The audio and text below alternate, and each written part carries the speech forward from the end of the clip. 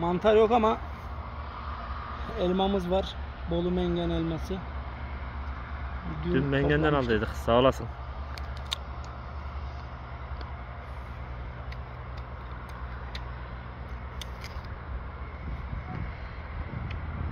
Afiyet olsun. Hafif ekşimsi. Bu bize gerekli kaloriyi verir. Biraz daha gezebiliriz dağlarda. Evet.